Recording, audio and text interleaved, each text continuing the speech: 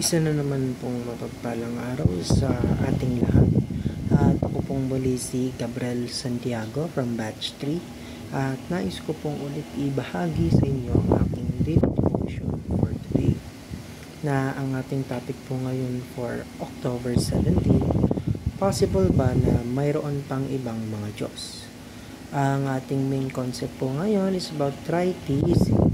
At ang ating Bible verse is mula sa Deuteronomy chapter 6 verse 4 na sinasabi po dito, "Hear, O Israel, the Lord our God, the Lord is one." So dito po natin makikita na malinaw ang sinasabi ng Biblia. Iisa lamang ang tunay na Diyos.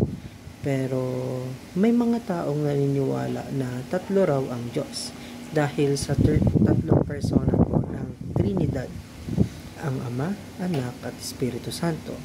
Ito ang tinatawag na maling paniniwala ng tritheism. Ang tritheism ay ang maling kaisipan na may tatlong magkakaibang Diyos na hiwa-hiwalay sa isa't isa. Pero ang turo ng Biblia ay hindi ganon. Ang sabi ng Diyos sa kanyang salita, iisa lamang siya, ngunit siya ay umiiral sa tatlong persona, ang Ama, ang Anak at ang Banal na Espiritu. Kaya nga sa Mateo chapter 28 verse 19, sinabi ni Jesus, baptizing them in the name of the Father and of the Son and of the Holy Spirit. Mapapansin natin na hindi niya sinabi na in the names, kundi in the name. Dahil iisa lamang ang Diyos na ating paniniwala. We believe in three persons of one God. Hindi tatlong Diyos, kundi isang Diyos sa tatlong persona. Ang Ama ay Diyos, ang Anak ay Diyos, at ang Espiritu Santo ay Diyos. Pero hindi sila tatlo, kundi iisa. Ibig sabihin, pareho sila sa kalikasan, sa kapangyarihan, at sa kalwalhatian.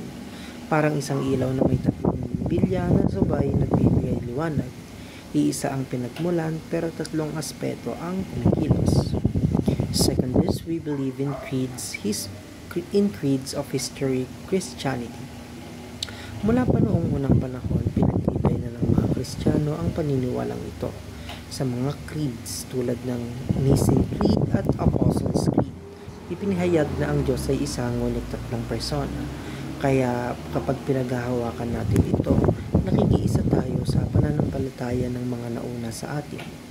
Mga taong matatag sa paniniwala sa tunay na Diyos na iisa sa kalikasan, kalooban at kalwalhatian. At hanggang dito lamang po ang aking daily devotion for